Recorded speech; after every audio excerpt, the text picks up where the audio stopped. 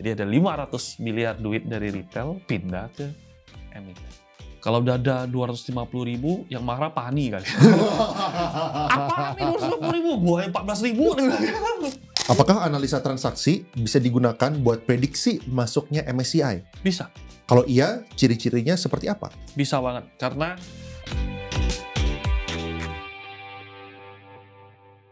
Oke, ini ada orang yang nanya tentang kehidupan nih. Gimana cara nikmatin hidup sekarang dan apa tujuan akhir dari semua yang dilakuin sekarang? cara nikmatin hidup ya. Liburan baru balik deh. Sebenarnya liburan. Cara nikmatin hidup saya adalah saya tiap malam tidur dengan bersyukur dan tidur dengan bangga. Saya tiap malam tidur dengan bangga sih. Mau loss, mau untung, mau bad day, saya bangga banget tidur gitu. Bangga dalam artian, ya I've done my best, gue nggak neko-neko gitu kan, prinsipnya tetap ini, saya nggak jahatin orang. Orang mau jahatin ya saya kesel, tapi ya sudah, kayak gitu kan. Dan saya bangga menjalankan prinsip saya dengan baik dan benar menurut saya. Itu sih gitu. Kok pakai baju Sister Pink? Nah ini mungkin boleh kasih backstory-nya bro, ini ada internal joke soalnya. Pakai Sister Pink. Jadi gini, jangan, saya selalu jawab kalau misalnya pasangan saya, ini Halloween, lu mau pakai apa? Jawabannya apa biasa? Terserah. Dijebak dari sana, terjebak dari sana. Terserah. Oh lu bilang terserah. Dia nanya lu. Aku lagi trading. Gue hello. Sama teman-teman, kita pakai kostum yuk segala macam. Oke. Dipanggil aku, kamu mau pakai baju apa? Terserah, kamu atur aja. Mulai dari sana satu, kayak gitu kan. Terus kemudian kedua, dia lagi suka nonton film Wicked gitu. Yang hijau itu green. Nah, dia kan ada satunya lagi pasangannya, yang princessnya. Ya udah, jadilah gue princessnya. Jadi ya seperti gitu. Dan dia bilang, iya lu akhir-akhir ini live suka ngomongin Sister Hong. Dia beliin 2 kostum bro. Satu kostum Sister Hong, satu princess yang kayak gitu. Lu pilih mana? Ya udah, gue pilih princess dong, mau nggak mau kan, karena imbangin dia juga. Tapi ketika gue pakai, semua ngakak juga, ini tuh mirip banget Sister Hong kayak gitu. Ya udah experience lah gitu ya kan, pakai rok, pakai rambut palsu. Apakah gitu. itu pertama kali ya lo dress up untuk Halloween? Pertama kali gue dress up. Oh dulu pernah dress up, tapi cuma pakai jubahnya Harry Potter. Jadi ya nothing gitu jadinya. Cuma beli langsung set gitu doang. Nggak plain kayak gitu. Kalau ini kan di plan kan, dia pakainya bagus. Jadi ya seperti gitulah. Gue jalan sih, gue nggak pede banget sih. Gue jalan, orang keren-keren gini kan, Zoro badannya bagus gitu, Luffy gitu kan. Gue dingin lagi gitu. Tapi ya sudah experience lah gitu. Aduh, gue kira itu gara-gara gue kira ide itu dari lu sendiri gara-gara lu kemarin yang ngebahas Sister Hong. Bukan, karena gue pakai Sister Hong terus sebagai contoh, sebagai untuk gampang dimengerti teman-teman ya kan. Nah, cek gue pas nih, dihajarlah Sister Hong kayak gitu. Iya. Kapan nikah? Ada yang nanya kapan nikah? Tahun depan. Tahun depan. Ini udah dijawab nih yang lainnya nih. Cara cewek bersyukur apa lu punya pasang tadi udah ya. Apa motivasi Ko Hengki yang ngebuat perjalanan dari corporate bangkrut sampai sekarang? Kayaknya nggak ada motivasi untuk ke bangkrut sih ya. Mungkin motivasi yang bisa melewati itu semua kali. Oke. Yang lu dari corporate bangkrut naik lagi tuh ya. Oke. Motivasi mungkin ini pasangan saya doang yang bisa jawab. Tapi maksudnya benar atau nggak benar. Tapi dari dulu saya selalu bilang ke dia, lu tunggu gitu. I'm going to make it gitu. I know I'm going to make it. Oh ya? Gitu. Dia bilang kayak gitu? Aku yang bilang kayak gitu. Oh lu yang bilang? Lu bilang ke pasangan? Iya. Gue bilang gue pede. Gue bilang you're going to have a very good life kayak gitu. Oh ya? Iya, gue bilang dari awal. Kita naik motor kan. Naik motor, kehujanan, sedih gitu kan. Gue bilang, lu enjoy ya kita kehujanan. Kita pakai bagus, rapi gitu kan. Kehujanan tiba-tiba kan. Nggak pakai jas hujan. Terus kena tusuk air kan sakit kan. sakit gitu. Terus gue bilang, lu enjoy dulu sekarang kayak gitu. Next year is going to be different. Lu akan kangen momen-momen lu naik motor kayak gitu. Maksudnya gue pede untuk mengatakan hal. Oh ya, lu ngomong itu tahun berapa tuh? Maksudnya sebelum lu trading? Sebelum trading kayak gitu. Naik TJ, empit-empitan gitu. Enjoy aja dulu, gesek-gesek aja dulu. Nanti lu gak akan gesek sama orang. Kasih akan mobil bagus segala macam gitu. Cuman waktu itu ya pikiran gue ya sesimpel mobil biasa aja gitu loh. Cuman ya bersyukur dikasih lebih. Cuman ya, aku yakin sih, aku cukup yakin dari itu. Biasa lah. B1 RMR. Biasa. Iya. Jadi ya pede lah. Dari dulu aku pede, apapun itu I'm going to make it. Gimana working on it gitu aja. Kok bisa ya? Nggak tahu, mungkin terlalu pede kali ya untuk diri sendiri gitu. Tapi aku kerja cukup keras gitu. Tiap hari aku kerja keras. Kan maksudnya banyak banget orang yang kerja keras juga, tapi misalnya gini, biasanya orang yang pede itu kan gara-gara mereka udah menemukan kesuksesan sebelumnya gitu. Mereka udah sukses di A, B, C, misalnya dia bikin startup 1, startup 2, startup 3, startup keempat, jadi pede. Gitu kan. Nah kalau misalnya kan saat itu kan momen lu bukan yang udah di atas, lu masih ya kerja corporate gitu kan. Dan juga waktu kuliah juga saat itu ya biasa aja, bukan waktu SMA gitu misalnya. Dari dulu sih, percaya saya kalau pegang prinsip adalah saya nggak gitu percaya agama lewat agama, tapi saya percaya Tuhan banget gitu. Saya selalu percaya Tuhan, saya selalu bilang gitu, Tuhan itu nggak tidur gitu. Maksudnya apapun yang kita lakukan dia hitung. Nah, masa sih saya kerja keras banget? Saya harus kerja keras banget sampai dia tersentuh kayak gitu. Dan untuk bikin saya jadi sesuatu kayaknya tinggal gini doang bagi dia gitu. Apakah saya layak atau nggak layak? Makanya saya ngerasa saya bisa kerja keras sampai dia tersentuh. Kayak gitu, yang di atas tersentuh kayak gitu. Ya udah kerja keras, gue bilang lu tunggu aja, gue akan banting tulang, gue akan kerja hajar habis-habisan dan you're going to enjoy. Saat itu apa? Kan masih mungkin ditanya kan sama pasangan itu. Enggak, dia nggak pernah nanya. Dia nggak pernah nanya. Dia nggak pernah nanya. Dia nggak pernah question kalau aku kerjanya gimana, karena ya dia bilang lu sering ketiduran ngomongin saham. sering. Waktu itu belum, waktu itu udah mulai. Waktu awal mulai. Tapi kalaupun sebelum itu kayak sering ngomong bahasa hukum itu pas tidur kayak gitu. Ya. Kayak gitu. Menarik. Ada yang bilang nih, kok saya mau barter bersih-bersih rumah sama diajarin kok Hengki boleh? Kalau misalnya jadi banyak driver ada, bersih-bersih rumah ada. Apa tanggapan lo? Tanggapan gue ya? Enggak. Mungkin gini kali, mungkin yang lo boleh share adalah kriteria apa orang yang lo kasih ke tim lo supaya orang-orang ini tuh bisa diterima beasiswanya. Oke. Satu, orangnya niat ya. Jangan, maksudnya saya nggak bisa ngepoles dari bersih kayak gitu. Justru saya maunya ini kotor, ini udah ada benturan ininya, baru saya bisa poles. Dan dia ada niat dalam diri sendiri kalau dia mau jadi something. Ketika dia mau jadi something, saya tuh enak banget ngedorongnya. Jadi my job adalah ngedorong dan ngearahin dorongnya kemana. Kayak gitu. Nggak perlu saya dorong, nggak perlu saya motivasi, itu dia udah membara dari dirinya sendiri. Jadi untuk motivasi untuk orang-orang yang saya pilih adalah orang-orang yang dari dirinya udah ada api yang nggak bisa dipadamkan dari yang mana. Tinggal apinya directionnya ke arah mana, saya yang bantu. Oh, lu kayaknya cocoknya kayak gitu, gitu. Oke, lanjut. Ada nggak mungkin kriteria contoh orang yang lu nggak bakal terima? Contohnya kayak apa? Yang lu bener-bener nggak suka itu kayak gimana? Yang saya nggak suka adalah taking things for granted. Gitu. Itu totally, mungkin saya langsung advice adalah kayaknya lu gak usah trading deh, kayak gitu. Langsung saya block kayak gitu. Contohnya kayak gimana mas? Contohnya orang yang mau, gua bisa nggak ya dari segini jadi segini dalam waktu berapa tahun? Emang saya pernah terpikir saya bisa jadi segini. Saya tahu sih saya bakal jadi sesuatu, tapi saya nggak berpikir dengan umur yang cukup pendek, tapi bisa melebihi banget gitu loh. Ini never part of my dream kayak gitu. Nah, kalau orang yang bilang, bisa nggak sih aku 5 juta bisa jadi 1M dalam waktu 1 tahun kayak gitu. Lu gila lu kayak gitu bilang gitu. Jadi orang-orang yang seperti itu biasanya yang saya deny. Kalau orang-orang yang, kok gua belajarin ini karena gua udah pelajarin ini, gua udah hasilin segini, bisa nggak gua scale up? Apa sih yang gua kurang kayak gitu? Lu boleh evaluasi porto gua nggak? Gitu. Itu gua happy banget. Yang si K ini dia selalu kirimin screenshot semuanya yang dia trading apa, loss-nya gimana. Jadi saya tahu persis kayak gitu. Tapi kalau orang yang bilang, gue mau dari segini ke sini, ya lu level apa bro? Kayak gitu kan. Nggak bisa gitu. Tiba-tiba, ya lucu aja tiba-tiba monyet, tiba-tiba mau jadi wukong gitu kan. Nggak mungkin kayak gitu loh. Nggak bisa semua orang bisa jadi wukong kayak gitu. Kenapa mau masuk event Kompas Overpost kemarin? Muncul depan publik pertama kali. Diajak Bro Leon, it's an honor juga lah bisa sharing kayak gitu. Dan ya, gue nggak pernah share part of my life ya. Always. Iya pertama kali loh. Gue dengernya juga pertama kali. Iya, always talking about trading gitu.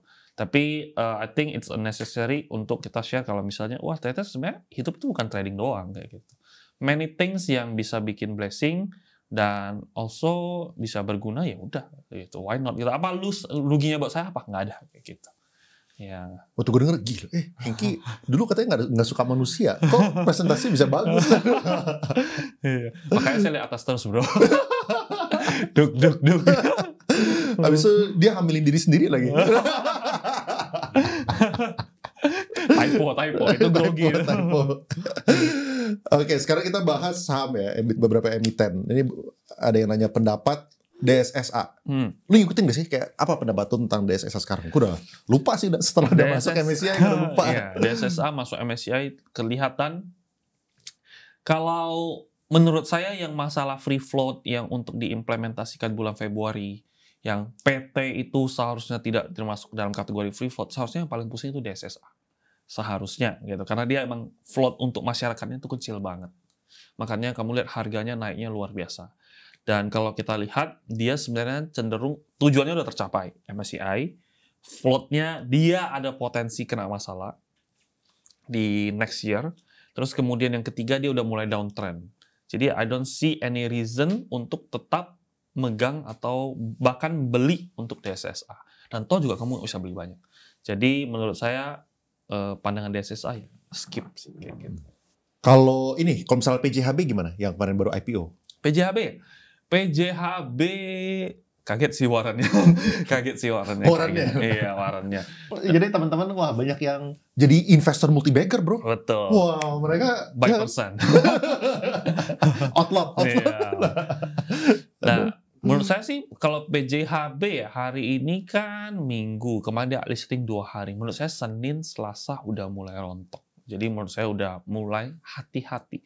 Karena warannya udah terkesan udah mulai distribusi. Jadi kalau misalnya saham-saham yang seperti gitu, kalau kalian lihat, itu mirip dengan saham obat, Cegas. Itu strukturnya sama, underwriter-nya sama, amount-nya sama, pembagian warannya juga sama, dan gaya mainnya sama. Gitu. Menurut saya ini adalah saham-saham yang kayak gitu. Dan warannya udah mulai terdistribusi. Mentok-mentok besok dia jualan warannya dan hidup. Gitu. Ya bukan mentok-mentok, maksudnya seharusnya sudah mulai. Jadi menurut saya susah akan bertahan lama untuk PJHB. Mungkin Selasa, Senin udah mulai goncang, Selasa sudah mulai berjatuhan. Bagaimana prospek CDIA menurut Ko Hengki? CDIA ya, so far so good sih. Gitu. So far so good. Prospeknya bagus gitu dong. Gitu. Transaksinya bagus kayak gitu kan, PPP bagus lah. Ini teman-teman pengen nyontek nih, nyontek dari podcast. Pelajarin thought process, tapi nggak apa-apa. Mungkin ada beberapa yang lu pengen bahas. Bahas kasus Dada, Bang. Oh, elus-elus lah. Elus gitu. Lu hitungin nggak sih kayak apa namanya emitennya berhasil jualan berapa? Wah, jualan banyak banget. Mungkin 500 miliaran. 500 miliar? Iya. 500 miliaran lebih kayak gitu. Ini tuh ceritanya kayak gimana sih? Cerita itu adalah, kan soalnya kan mereka kan di properti kan. Betul. Kan gue yakin ownernya ini mungkin bukan orang yang ngerti tentang saham. I don't think so. Ya kan mungkin ngerti tentang development lah, ngebangun gitu kan. Berarti ini ada orang yang approach atau kayak gimana itu? Yang lu tahu, bukan ngomong Dada ya, tesis atau apa gitu. Kalau saya melihat, saya analisa market ya, by transaksi. Dada itu, waktu itu lagi hype saham-saham FCA. FCA banyak yang terbang gila-gilaan. Nah, banyak orang berspekulasi ke Dada. Setelah itu, spekulasi Dada naik, udah naik, emitennya benar. Seharusnya bukan orang yang ngerti market. Baru dia mulai jualan. Mulai jualan naik lagi. Jualan lagi, naik lagi, jualan lagi, naik lagi, jualan lagi. Jadi tidak terencana sama emitennya? Kalau dari analisa transaksi, awalnya nggak ada rencana. Setelah di atas-atasnya mulai ada rencana. Kenapa mulai ada rencana saya lihatnya? Karena tiba-tiba ada keluar news. Dada mau dibeli Vanguard, harga 230.000. Which is itu, that's the most stupid thing to do, kayak gitu loh. Gitu. Untuk seorang emiten ngomong seperti kayak gitu. Tiba-tiba public expose. Tiba-tiba kesana kesini untuk tebar-tebar ya good newsnya kayak gitu. It doesn't make any sense kayak gitu. Dari sana dia mulai kerjanya di atas. Tapi dari awal dia emang nggak ada niatan kerja. Kemumpung ada lahan, jadi gebuk dijual. Dijual, makanya sahamnya gocap kan gitu. Di 200-an dia ngomong Vanguard mau beli segala macam. Open FCA, dar langsung jarum dari arah ke ARB. ARB terus naik, dia jualan. Total saya lihat dia jualan kurang lebih 500-an miliar. Jadi ada 500 miliar duit dari retail pindah ke emiten. Gitu. Properti itu mau jualan berapa net profit 500 miliar? Iya. Kayak Ngapain gitu. bangun properti kalau gitu? Ya, menurut saya tidak ada kayak gitu. Harapannya gimana? Atau kedepannya gimana? Menurut saya sih selesai lah. Siap-siap masuk FCA lagi baru gini lagi. Nah, makanya ya waktu itu kita podcast sebelum lalu deh yang bedain antara backdoor dan backdooran, ya kan? Gitu. Kita ngomongin dada kan? Lupa gue. Nah, ngomongin dada. Coba nanti lihat lagi gitu. Ngomongin dada gitu. Saya bilang backdooran. Kenapa saya bilang emitennya dari nggak paham tiba-tiba jualan? Karena itu ada broker AI, UOB itu dipegang sama emitennya, yang which is itu kepemilikan di atas 5%. Ketika dia jualan dia wajib lapor. Nah, dia jualan dia lapor. Tapi retail tetap euforianya luar biasa karena dijanjiin 250.000 gitu ya kan. Ya udah selesai. Gitu. Kalau dada 250.000 yang marah Pani kali. Apaan nih 250.000? Gua 14.000. Ya satu proyeknya berapa? Proyek saya sebesar ini kan gitu kan. Nih kurang ngajar nih mana nih. Pengen belajar deh. Tiba-tiba sama emiten dada. Iya, malah jadi dadanya jadi konglo gitu kan. Masuk MSCI. Iya, besok paha dia. Leher, ceker, masuk semua. Sayap gitu. Saya. Ada, oke. Proyeksi saham TINS versus BRMS. Mana yang lebih oke kalau boleh hanya satu dan hold? Nah, kalau untuk ngejawab gitu biasanya saya sudah mulai hati-hati. Karena kamu lihat BRMS dari 50 ke 1000. Gitu. Dulu saya main banget dari 50-an. Ketika dia bangkit dari Gocap, BRMS, Bumi, Dewa, Energi, itu saya main banget gitu. Tapi kalau sekarang udah ngomong, ya seharusnya dan udah mau masuk MSCI, dan duanya udah seharusnya masuk, ya udah mulai peak lah kayak gitu. Jadi thank you for a question. Saya akan skip buang dan udah mulai hati-hati next kayak gitu langsung. Kenapa saham properti di luar Pani CBDK harganya pada ambruk dan belum bisa kembali? Karena banjir. Banjir dalam artian banyak retail yang pegang ini barang. Jadi kalau misalnya retail banyak pegang, itu biasanya bebannya banyak. Kayak ibaratkan balon udara lah. Balon udara naik kan, dia nyalain api, terus dilepas bebannya dikit-dikit kan. Gitu kan. Nah, kalau bebannya terlalu banyak, naiknya berat. Makanya saya nggak suka main saham-saham yang banyak retail.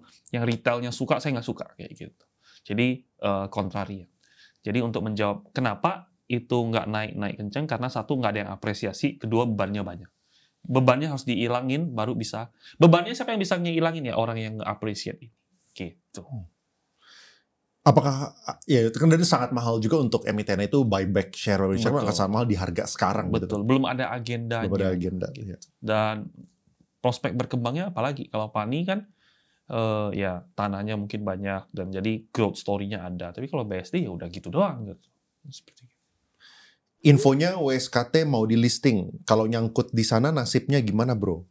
Hilang lah duitnya. Nah, hilang semua kayak gitu. Jadi ya makanya yang saya bilang, bisa nggak dia naik WSKT gini-gini? Pasti dia punya WSKT. Kalau nggak dia nggak akan pedulin WSKT gimana gitu kan. Nah, artinya apa? Artinya yang kamu menang bisa kalah sekaligus dalam satu kali bet. Is it worth it gitu kan? Menurutku nggak worth it. Makanya ya trading itu nggak boleh pakai hati, harus objektif. Saham DAS kok. Ngikutin sih, gue ngikutin DAS. DAS itu saya main banget dari IPO. Nah itu gitu yang gini-gini saya main. Kalau udah turun saya nggak main karena underwriternya Henan Putirai gitu kan. Saya main banget lah. Cuman kalau sekarang udah nggak ada kehidupan dan dia DAS itu sama sahamnya kayak Apex kalau teman-teman lihat ya. Itu satu owner, satu emiten. Jadi biasanya kalau kayak gitu ya nasibnya kurang lebih sama. Naik, sepi kayak gitu. Target MTEK berapa kok? Oh, lu pakai targetan nggak sih? Enggak, biasanya? Saya nggak pernah pakai target gitu. Jadi tapi Adi ada tuh, ada 8.500. Bukan target, bisa target. Balik ke sana. Bisa balik ke sana. Udah balik ya, apakah kita TP? Lihat dulu bisa naik, apa kita TP kayak gitu kan. Nah jadi basic principle, market is always right kayak gitu. Dan kalau misalnya kamu nanya MTEK target berapa ya, saya sudah TP kan. MTEK, SCMA, buka, saya sudah TP semua. Dan apakah nentuin targetnya? Nggak usah. siapa loh saya untuk nentuin target gitu. Saya bukan siapa-siapa kayak gitu. Jadi yang bisa saya lakukan adalah saya mengikuti dia mau targetnya ke berapa kayak gitu. Oke, ini udah dijawab nih. Pengumuman MSCI kemarin, kenapa brand dan BRMS tidak keep up di atas seperti Agustus? Tadi udah dijawab. Apakah analisa transaksi bisa digunakan buat prediksi masuknya MSCI? Bisa. Kalau iya, ciri-cirinya seperti apa? Bisa banget. Karena MSCI itu kan dia passive fund. Ya kan? Karena dia beli sekali ke brand. Nah, orang-orang MSCI, orang-orang asing yang aktif fund, itu bisa cara menghitung MSCI. Dan sebenarnya rumusnya ada gitu, terpampang di MSCI Index. Tapi banyak orang nggak mau baca doang gitu. Market cap berapa, free float dikali berapa, terus volumenya harus berapa, itu semua ada kriterianya. Jadi ketika mereka bisa hitung, mereka tahu, mereka front run. Nah, mereka front run kan ketahuan dari transaksi. Ya kita ikut front run juga kayak gitu. Waktu lu ngomong BRMS ya, waktu gue lupa lu ngomongnya kapan ya? Yang pas crash itulah. Pas crash ngomong BRMS ya? Iya. Soalnya gue punya barang tapi gue lupa ngomong kapan. Cuman gue gak pernah beli BRMS, jadi pasti bukan dari gue yang itu. Nah itu waktu lu beli itu tuh, lu tahukah bakal diarahkan ke bakal most likely udah bakal masuk ke MSCI? Betul, ketahuan. Tapi saya main BRMS dari yang kemarin-kemarin mah lumayan bawah sebelum dia masuk indeks gold yang tiba-tiba hampir arah itu. September? Iya, saya sudah main gitu BRMS kayak gitu kan. Ya kita di grup udah main juga sih, cuma waktu itu lepas pas dia masuk indeks gold, terus dia koreksi baru dia naik lagi, baru kita masuk lagi kayak gitu. Tapi ya hitung-hitungannya ada dan kelihatan asingnya mulai makanin, broksumnya bagus, transaksinya bagus, jadi semuanya inline kayak gitu. Tujuannya apalagi kalau semua inline, bisnisnya bagus, emas lagi hype, transaksinya bagus, bid offernya bagus, kepentingannya jelas. Konglomerasi, banyak duit, pemain. Wah, ajar kayak gitu. Kok tutorial, step by step, cara hitungin barang. Terus kalau sudah tahu, gimana cara manfaatinnya? Jangan. Menurut saya sih jangan ya. Nggak wise lah saya ngomong di sini. Nanti trust itu mahal. Jadi kalau misalnya saya umbar-umbar ke publik daripada orang-orang yang menghargai saya ngerasa I have no obligations dan bisa buat orang kecewa ngapain. Jadi saya nggak mau jawab itu. Dan plus ini kali ya, plus apa namanya, lu ngaji juga 5 hari gitu. Iya. Gimana ngejawabnya? Iya, mau jawab 5 menit gitu kan tuh jin Aladin. Susah. Ya soalnya ya 5 hari. 5 hari aja nggak cukup. Menurut gue 5 hari aja nggak cukup. Maksudnya tetap butuh belajar sendiri, butuh praktek. Makanya 1 tahun kan. 1 tahun. 5 hari itu menurut saya sih sudah 60-70%. 60% lah gitu ya kan. 40%-nya lagi itu yang saya intens ngomong. Saya tuh muncul tiap hari di grup gitu. Ya mungkin 1 hari nggak muncul, 2 hari nggak muncul gitu. Cuman nggak muncul bukan karena saya nggak pantengin, tapi karena ya emang nggak ada apa-apa yang bisa saya ngomongin kayak gitu. Paling hahaha hihi doang oke kayak gitu. Cuman saya tiap hari muncul dan itu menurut saya yang mahalnya tuh di sana. Percaya nggak kalau tahun ini bisa kayak tahun 2017 versi 2.0? Sebenarnya ini teka-teki nih pertanyaannya. Percaya nggak kalau tahun ini bisa kayak tahun 2017 versi 2.0? 2017 ada apa? 8 tahun lalu lu ngapain? Masih kuliah. Masih kuliah. 2017 masih aktif lomba-lomba, belum kenal capital market.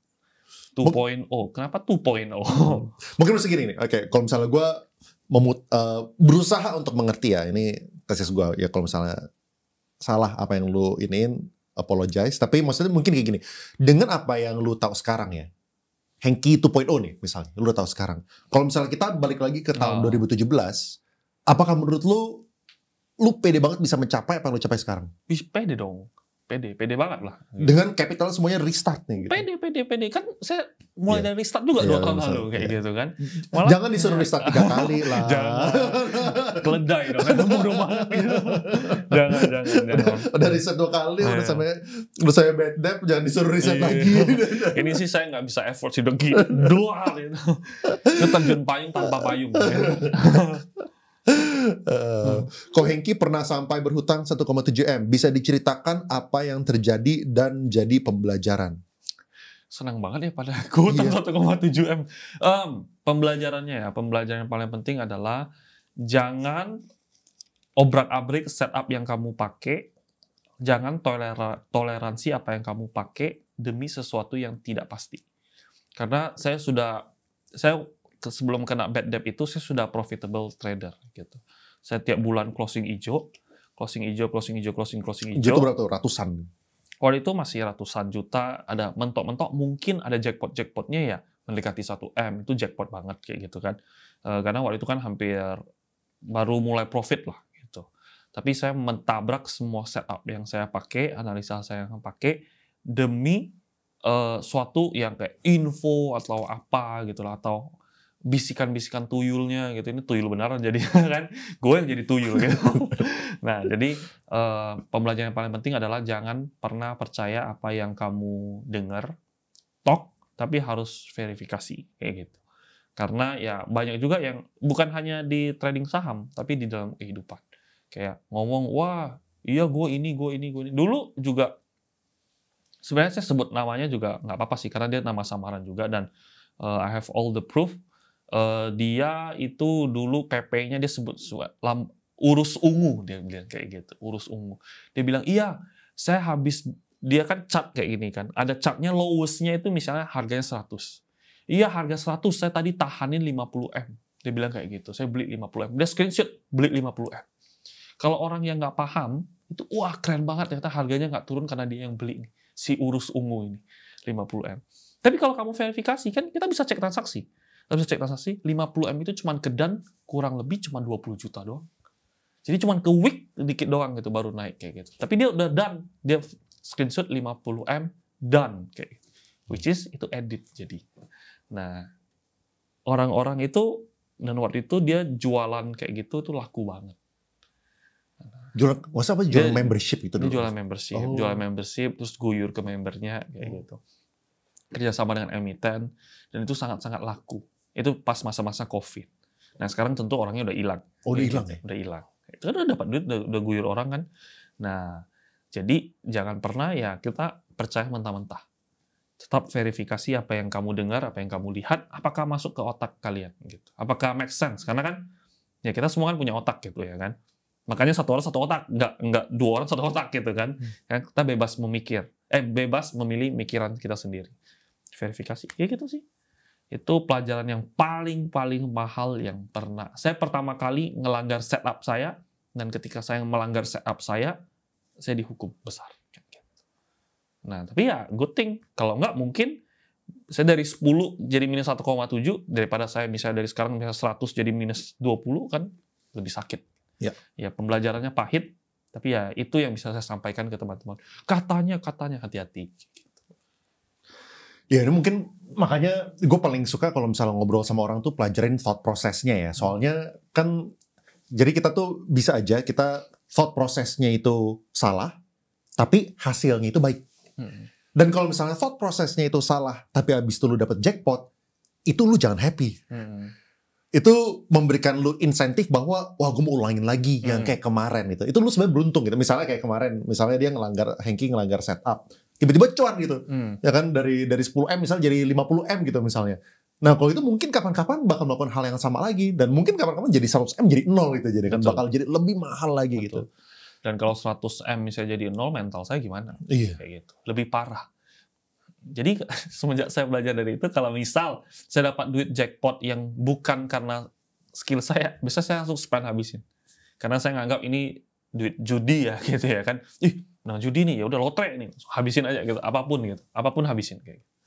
Jadi ya selalu tahu kenapa menang, kenapa kalah sih. Kayak gitu. Kalau kamu nggak tahu kenapa kamu menang, kamu hati-hati.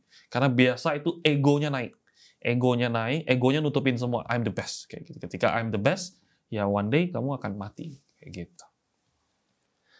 Penasaran emiten apa yang HA beli pas awal main saham? Awal-awal saya beli. Kalau pertama kali saya beli karena itu ya banking kayak gitu. Tapi ya belinya pertama cuma kali. Iya, orang kalau beli apa? Temanku bilang beli BBRI sekarang paling oke, udah berapa tahun ini. Oke, gue beli BRI kayak gitu. Tapi setelah itu naik dikit saya buang. Mainnya terus mulai switching ke INKP Tekim. Itu arah tuh INKP Tekim pertama kali. Lu udah main saham kayak gituan ya? INKP Tekim kan fundamental oke. Iya, tapi gitu.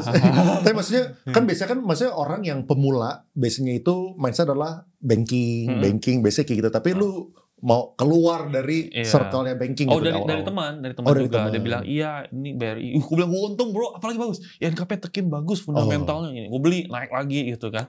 Nah, terus kemudian kalau misalnya trading pure sendiri itu sahamnya film. Nah, film, MLPL, MPPA. Itu dapatnya belum dari analisa transaksi itu whatever. analisa. Itu udah mulai analisa kayak gitu. Film, MLPL, MPPA ya gitu main. Apa kiat-kiat biar bisa disiplin seperti Ko Hengki? Disiplin dalam apa nih? Trading atau dalam kehidupan? Trading. Dua-duanya kan? Ya, kehidupan saya nggak disiplin. Ya udah, kehidupan saya nggak disiplin. Gitu. Saya susah disiplin dalam kehidupan. Kalau trading ya, trading kenapa bisa disiplin ya objektif, jangan money oriented gitu. Kalau orang money oriented, jadi orang itu trading itu sering lihat PNL-nya. Wah, plus 50 juta misalnya, plus 5 juta gitu kan. Plus 5 juta turun misalnya jadi 3 juta. Jadi plus 3 juta. Aduh, gue hilang 2 juta. Padahal dia belum TP kayak gitu loh. Jadi dia, aduh sayang. Dia lihat PNL terus. Untuk yang si K ini, yang dia bangkrut ini, saya saranin. Lu tutup PNL lu tutup persen lu. Lu cuma saham, average lu berapa, lot lu. Lu main game. Ketika keluar ini, lu lakukan ini. Ketika ini, lu ini. Jadi game plan-nya kita muterin kayak gitu. Ketika udah muterin, nanti dia tahu sendiri, oh kayak gini. Dia cuma ingat lotnya. Dia nggak peduliin duitnya sama sekali lagi. Dan turns out fine kayak gitu. Dan turns out dia perform banget secara kayak gitu. Dan I'm betting dia bakal he's going to be someone. I'm betting on that.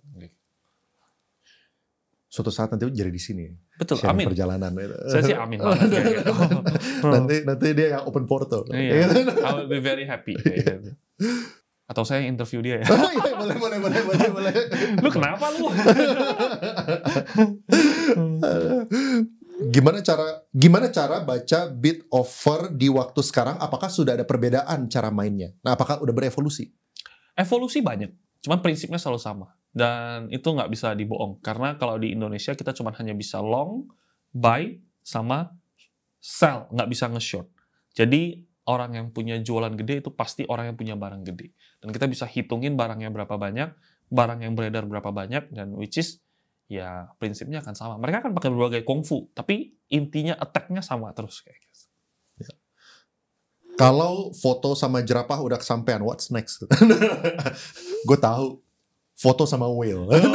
Dia kayak pada Pirates Caribbean harusnya. Pergi ke lautan gitu kan. Pakai sampan. Gitu kan. Ada whale kayak gini. Nah, remora gitu. Terus hilang gue. Nggak ada sih ya. Lucu lah kayak kita liburan kemarin kan. Kita lihat-lihat. Katanya tahun depan Aurora paling bagus. Berapa ratus tahun sekali kayak gitu. Wih, nanti kalau sebelum kita mati nggak bisa loh. Ya udah kita tahun depan Aurora dulu ya, jerapah next gitu. Jadi ya kayak gitu ya, mungkin explore dunia kali ya. Gitu. Kalau jerapah tuh di Anes yang mau itu pasangan saya. Cuman karena dia kasih lihat terus, bagus nih jerapah, ada kafenya bagus. Jadi oh ya kayak keren juga gue mau gitu. Gitu doang. Gue sebenarnya my life gue have no dream. Dreamku udah tercapai yang waktu itu kayak gitu. Jadi dream lainnya itu ya saya kan udah janji bilang you're going to be comfortable kayak gitu. Ya.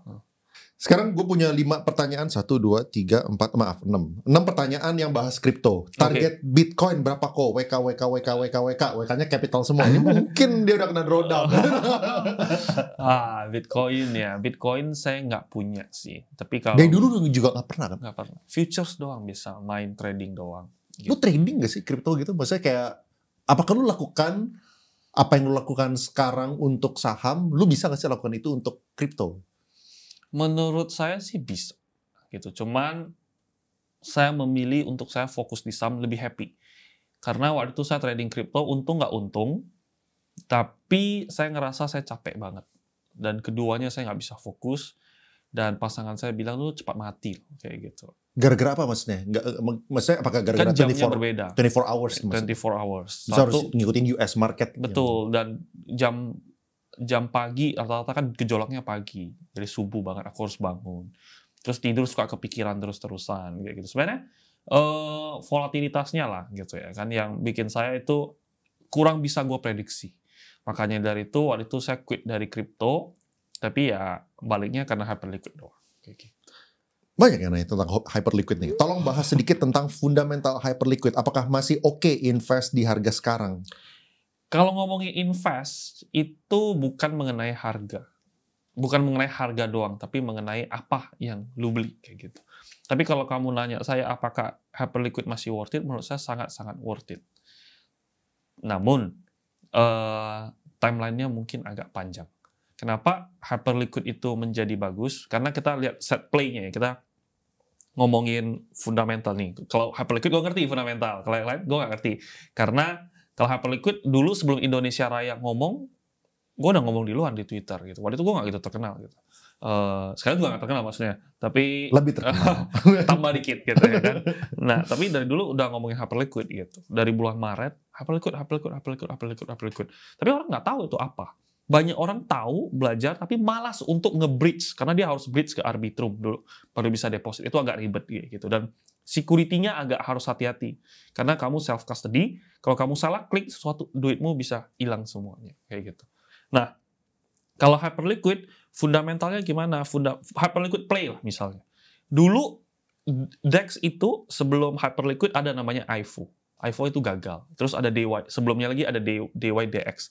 Jadi DYDX, kosong, IFO, kosong, gagal. Dua ini gagal. Nah, tiba-tiba muncul Hyperliquid. Hyperliquid berhasil, muncul Aster. Muncul dari Sun, Justin Sun. Muncul dari Bybit, Apex. Artinya apa? Artinya orang udah mengcopy paste. Secara general, orang itu mengadopsi kalau, wah, ternyata perpetual DEX, decentralized ini a sexy business. Kalau nggak, orang pintar nggak akan mau kerjain, termasuk CZ. Nah, terus kemudian, itu satu hal. Terus kemudian hal yang kedua nanti, tapi gue dibilang sales, tapi ya terserah lu ya. Selesai. Gue dari dulu udah ngomongin kayak gitu, tapi kalau lu nggak beli dan lu beli sekarang sih totally nggak early kayak gitu. Cuman masih menurut saya sih, saya pede banget itu maybe next cycle itu dia top 5 market cap kayak gitu. Dulu saya juga bilang ini DEX dia pasti akan front page. Front page-nya coin market cap. Orang juga gila, ini orang yang asal ngomong, gak ngerti kripto gitu kan. Tiba-tiba ya front page, sekarang nomor 11 market cap. Tapi target saya sih, selesai nomor 5. Karena Doge is just a shit coin gitu. Dia nggak layak duduk di sana. Doge, XRP itu nggak layak gitu. Jadi Hyperliquid akan menggantikan. Terus oke, lanjut lagi. Terus kemudian program yang dilakukan Hyperliquid, yaitu buyback token. 99%, waktu itu sempat 100%, terus turun ke 97, terus naik lagi ke 98 gitu kan. Nah, tapi dia buybacknya itu 90% dari semua revenue yang dia punya. Itu gameplay yang nggak pernah di dunia kripto lakukan. Dan sekarang di copy, Pump Fund lakukan, terus ada apa yang lakukan? Aster juga mulai melakukan, tapi ya intinya adalah dia pionirnya. Secara DEX, iya. Secara itu, iya. Terus kemudian ada yang ketiga, yang sistem yang dia lakukan, yaitu adalah dia automated close kalau misalnya ada terkesan manipulasi harga. Nah, jadinya yang dia lakukan juga di-copy sama Binance, sama segala macam. Jadi secara playbook, dia itu sangat pionir dari segala bidang. Terus dia cita-citanya adalah House of All Finance. Polymarket itu dulu yang buat itu ternyata tim dia. Ya sebelum terkenal. Nah, menurut saya dia akan integrate ke Hyperliquid itu sendiri. Hyperliquid tokennya sudah dikit, terus deflasi karena dia buyback, terus dia burn. Jadi dia akan deflasi terus-terusan secara token. Dan dia baru listing tahun lalu, baru ada tokennya tahun lalu, udah masuk ke SEC, mau ya di fundraising segala macam. Terus banyak orang perusahaan nge-raise money untuk masuk ke Hyperliquid di harga-harga ya 30 sampai 40. Jadi ya still very good price gitu. Dan TGE terbesar di dunia koin 1 detik pun nggak lag. 1 detik pun nggak lag. Distribusinya kita nggak perlu ngapa-ngapain, tinggal tekan OK, kita mau langsung dikasih di wallet muncul, kita nggak perlu ngapa-ngapain. Free to sell. Ada potensial nggak yang bakal di overtake sama yang lahir-lahir yang baru-baru ini yang di backing sama orang-orang yang gede gitu? Maksudnya menurut saya sih enggak. Yang overtake itu asisten fund-nya dia. Asisten fund adalah Jeff melalui program buyback-nya di buyback ke asisten fund dan itu on-chain semuanya. Dan semua kelihatan, menurut saya dia yang overtake, dia udah holder number 1 kayak gitu. Ya, maksudnya overtake dari segi ini ya, dari segi perp dex-nya, dari segi kualitasnya, dari segi sistemnya, apakah ada yang bisa menggantikan hype Oke, next time. Gitu, orang kan bilang Aster, iya, betul. Aster segala macam. Aster pas dia TGE itu chartnya nggak ada bro, chartnya nggak ada, nggak bisa tekan buy, nggak bisa tekan sell, nge-lag dia kayak gitu, dan nge-freeze berapa kali, withdraw sempat pending dan seterusnya. Jadi apakah mungkin? So far sih belum, kayak gitu. Kalau bilang nggak mungkin terlalu naif ya. Tapi ya kita adjust aja terus-terusan kayak gitu. Terus kemudian dia keluarin NFT, Hyper NFT. Satu Hyper NFT-nya waktu itu, satu Hyper itu udah kalahin Bored Ape. Bored Ape itu NFT yang paling mahal, itu kurang lebih 50-60k. Hyper NFT 80k, ada yang kejual 500k dolar ya gitu. Nah, jadi artinya ekosistem NFT-nya kuat. Terus kita ini user organik. Kalau kita lihat ada orang bilang lighter, Perpdex lighter gitu, itu usernya nggak organik kayak gitu. Karena ketika hari Minggu, hari sepi gitu kan, dia bisa volumenya gede banget sendiri. Nah, open interest-nya itu berbeda lah. Gitu. Bisa kelihatan jadi kurang betul. ini ya, organik sama enggak ya. Cara cari kripto Hyperliquid kedua sama analisanya gimana kok? Hyperliquid kedua ya, kalau ngomongin Hyperliquid kedua itu mungkin kamu tunggu 10 tahun lagi. Koyugo juga nggak nyangka bisa, maksudnya kita berdua kerjain, tapi kita nggak pernah ngobrol gitu. Maksudnya kita nggak kenal pada waktu itu. Nah, dan gue nanya dia, kok mungkin nggak sih ada Hyperliquid kedua lagi? No second best kayak gitu. Jadi ya semoga ada orang yang se-autis Jeff dan sedermawan Jeff dulu lah gitu. Karena dia nggak making any money kayak gitu. Kalau Hype dulu ada visinya, masih suka nggak? Enggak. Karena most of it, ya kayak saham, visi kan masuk private round. Masuk harga murah, listing di dump. Jadi visi gameplay itu dulu berbeda sama sekarang. Kalau dulu visi itu invest murah, listing, dia naik kenceng, dia untung, valuasinya tambah gede, orang invest duit lagi gede. Tapi semenjak FTX crash, nah yang Luna crash, FTX crash segala macam, nah kan mereka valuasinya hancur-hancuran.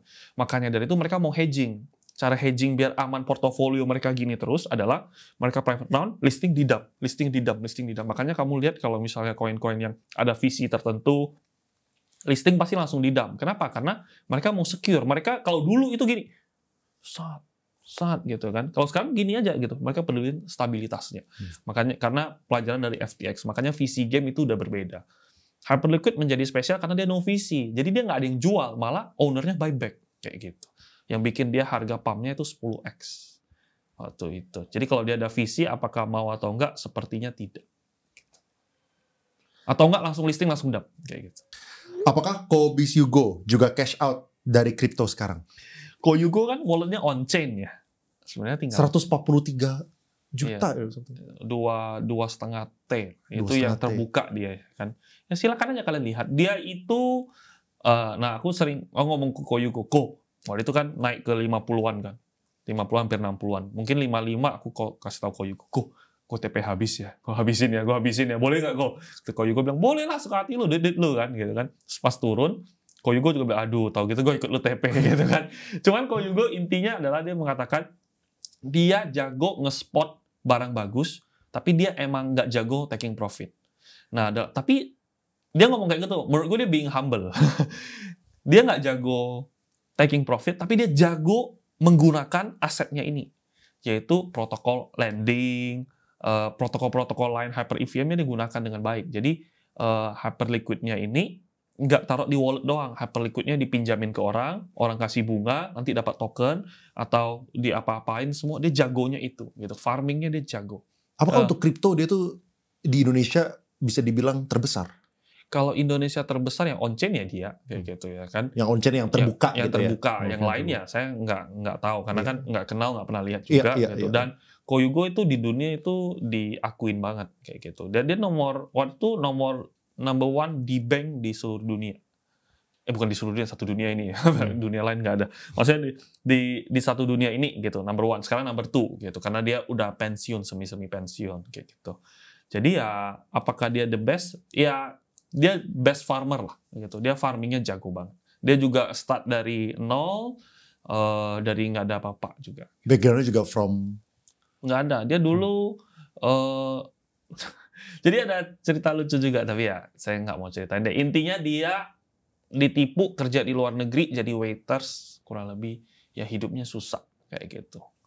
Nah, tapi ya bisa maintain untuk bisa sampai sekarang. Biasanya yang kayak gitu-gitu jadi ditempa malah jadi. Iya, mental dia juga kuat banget kayak gitu. Ya ada momen-momen juga dia cerita kayak wah anak lahiran susunya susah kayak gitu. Jadi emang benar-benar dari ya seperti orang pada umumnya, no privilege at all kayak gitu.